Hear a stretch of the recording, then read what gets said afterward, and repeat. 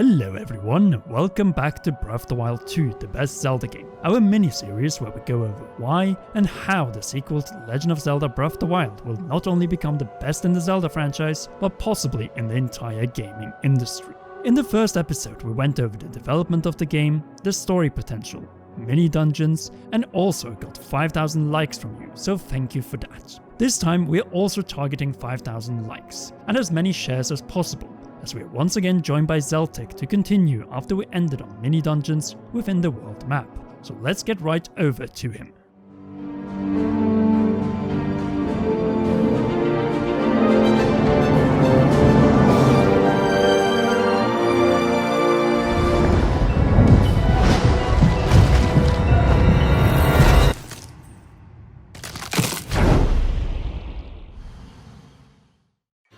Despite bringing back the existing map, it's likely that the Zelda team will redefine or reinvent Hyrule with new locations for not only mini-dungeons, but also overworld bosses, like Taluses, Hinoxen, Stalnoxen and Moldugas, plus any new types which are introduced in brand new locations. Breath of the Wild lacked boss variety, as instead of delivering a greater ensemble of overworld boss species, they instead resorted to bringing the same enemy design multiple times but in different colours or elements. The sequel should probably stay away from this practice to keep variety. More variety and less recycling of enemy, overworld and dungeon boss designs are something that fans have been calling for since 2017. And that is what Breath of the Wild will hopefully be all about, offering more of what we love, but bigger and better.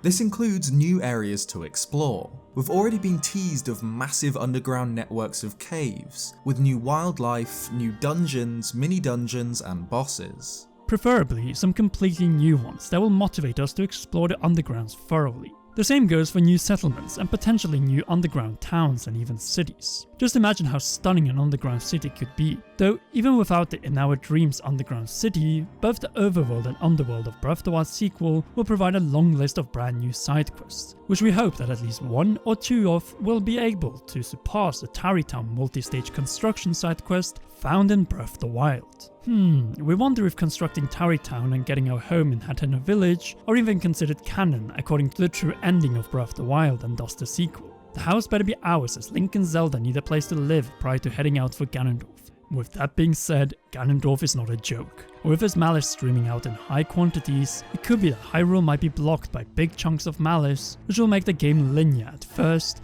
and then completely boundless again after lifting the malice in said province. Much like the areas covered in Twilight Princess. It is one of the many potential options that the Zelda team might resort to in order to alter Hyrule, while keeping the map and landscapes of Breath of the Wild 2 intact. No doubt, Hyrule has already changed with the likely takeoff of Hyrule Castle, but what else will change? We might first know in 2021, or even after we start our adventure, since rule number 1 in this regard is, don't ruin the surprise if you have some in store for the existing open air of Hyrule. You did a pretty good job with Breath of the Wild, but since the sequel is reusing the same world, then just keep silent about those unexpected twists and new locations. That goes both for trailers regarding the story, gameplay trailers, and presentations focused on exploration and locations found in Breath of the Wild 2. A perfect example of an area that can't be spoiled before the release if it's going to be added are new locations up in the sky, where the Guardians of the Springs of Power, Wisdom and Courage disappear in Breath of the Wild. Bringing back Skyloft, the city in the sky or something similar is obviously speculation, but it'd be amazing to see some new areas. With Hyrule Castle up in the sky already, it makes sense to have some locations and allies up there with it. We've covered some deeper subjects like the oh-so-crucial story, timeline, voice acting, side quests, mini-dungeons, overworld bosses, and potential new areas. Most of these will likely be dark, so let's look at something more light-hearted which is still appreciated by the entire Zelda community. Minigames. Breath of the Wild had some absolutely great gliding, riding, shield surfing, mini-golf and even bowling minigames, but we think the potential to expand these are definitely there, as only a few actually took advantage of the physics engine and the equestrian minigames were actually quite tame compared to past iterations. A type of minigame that was introduced in Ocarina of Time and which peaked in Majora's Mask were the Gorman Brothers horse race. though the Goron race in the same game was even better. In fact, just look at Majora's Mask for any minigame inspiration.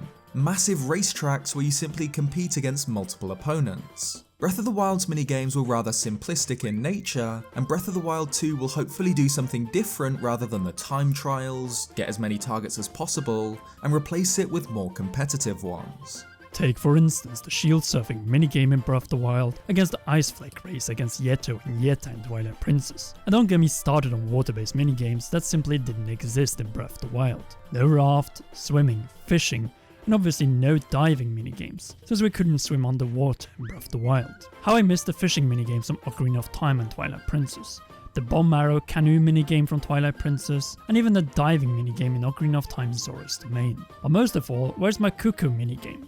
The one in the Link Between Worlds was brilliant, and also had fantastic music and soundtracks, which is something that we'll get back to in a few seconds. But first, let's conclude that there's plenty of improvement potential and underused opportunities for the minigames in Zelda Breath of the Wild 2 to create better and more competitive minigames, but more importantly offer some fun experiences between the battles, side quests and puzzle solving in Breath of the Wild 2. Now then, let's address another controversial matter, Breath of the Wild's soundtrack, which isn't bad, quite contrary, it's very good, but also severely underused. In a more linear story-driven experience which is rather linear for the first 30 to 40 hours, we need a soundtrack that rivals the best in the series.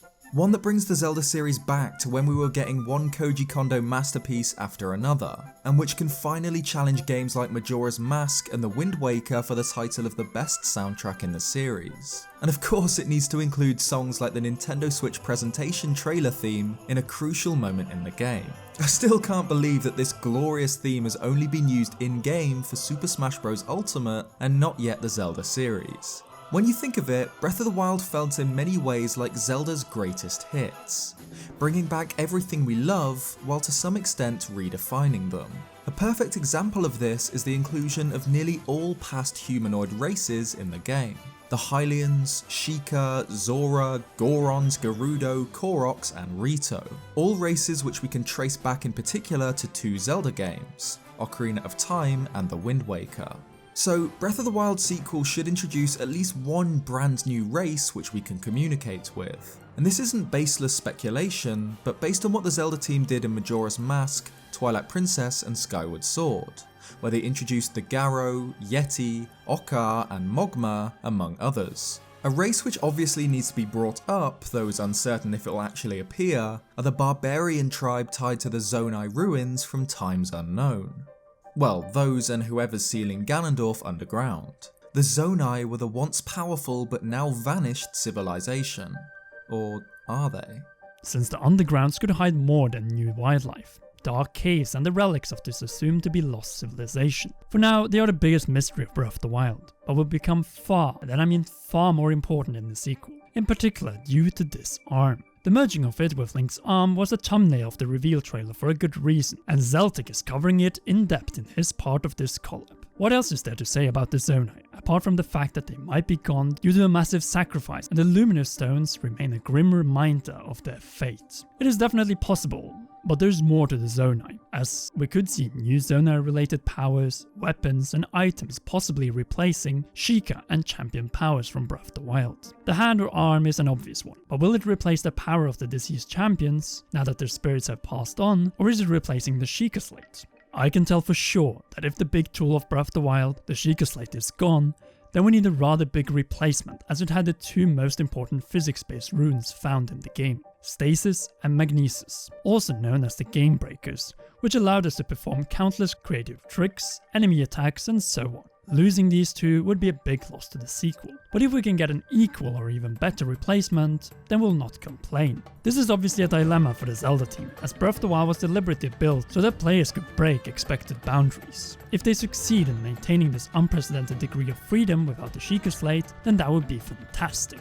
Otherwise, it might be a weakness of the sequel compared to the original, as the key feature to each Zelda game very rarely passes on from one game to another. Though there are a few notable exceptions. The Four Sword in the Four Swords games is one, and more importantly we have the Ocarina of Time, which only rose in prominence in Majora's Mask.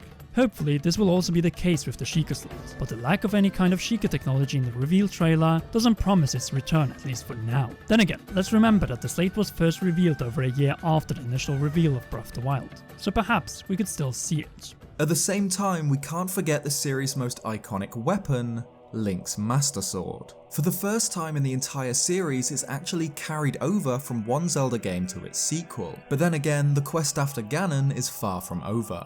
This is why the Master Sword is still with Link, well, at least in this scene. We'll have to wait and see if that'll actually be the case in gameplay at the beginning of the game. One interesting story and gameplay aspect regarding the most legendary sword in video games is its fragility. I can't help but wonder if, by the time we get to Ganondorf, the sword will still break if overused. I'm actually somewhat of a fan of the weapon durability system, but it does need to be better balanced, as some weapons broke too easily and discouraged skirmishes. Even the fully powered Master Sword could run out of energy against Calamity Ganon, and we know that the Blade of Evil's Bane is the only weapon that Ganondorf truly fears. The Master Sword was obviously a crucial item in Breath of the Wild. You had to find it in order to get the true ending which leads us to the sequel, but it was not required in any gameplay sense in the main game. Obviously the trial of the sword brought much more attention to the blade, but not from a story perspective, and we know there is potential there thanks to the sound effect of Fi in Breath of the Wild. Fi keeps the remnants of demise sealed within the sword, so if we're dealing with a curse, which Fujibayashi added himself to the timeline, and the goal is to break this curse, then we might expect Fi to return in some form in Breath of the Wild sequel.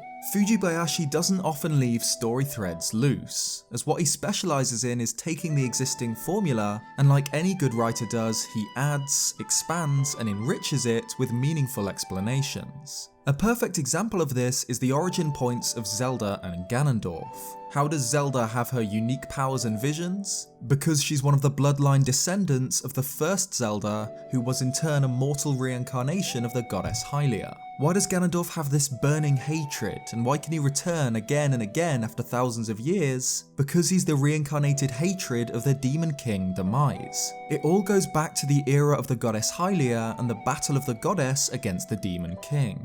But more importantly, the current Zelda director Hidemaro Fujibayashi makes sure that the premises established in the previous games are brought over, and that in itself explains the need for a direct sequel. Demise's curse and Dark Beast Ganon's introduction title being hatred and malice incarnate, all the goddess statues in Zelda's struggle to unlock her power, and then right after she finally manages to free her power in order to protect Link who she loves, she bears witness to Fi reaching out to Link. Well, that and returning the Master Sword to its pedestal, breaking another convention. I guess we found the reason as to why the sword wasn't returned in the end of Breath of the Wild, other than Mr. Demon Eyes here. Anyhow, the prominence of Zelda's tragedy and character development and the massive presence in the reveal trailer makes it impossible for us to not end this part of our collab without talking about her potential playability. We know that the Zelda team are masters in foreshadowing and love to surprise the players.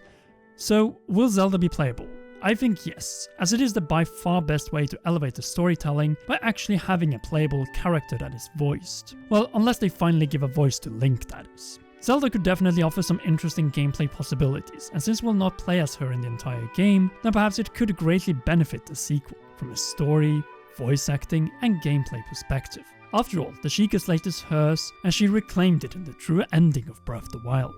Zeltik is against it, as he wants to play as Link throughout the entire game. But I'm positive to the idea, especially since Aonuma has played around with the idea of a female Link in interviews in the past. But who needs a female Link when we can have a badass Princess Zelda? One that wants to avenge her people, lost friends, and most of all, her father. Anyhow, sound off in the comments section down below and be sure to like the video. We have detailed part 3 with bullet points, but still need to write the script and record. Close to 5,000 likes on this one, or we'll get the video up in 2 weeks time. As always, subscribing to Commonwealth Realm and Zeltik with notification bells on help tremendously. Finally, a big thanks goes to all our patreon.com/commonrealm patrons, and in particular royal producer Charles Shush for their support. But now, please enjoy one or both of these two awesome videos.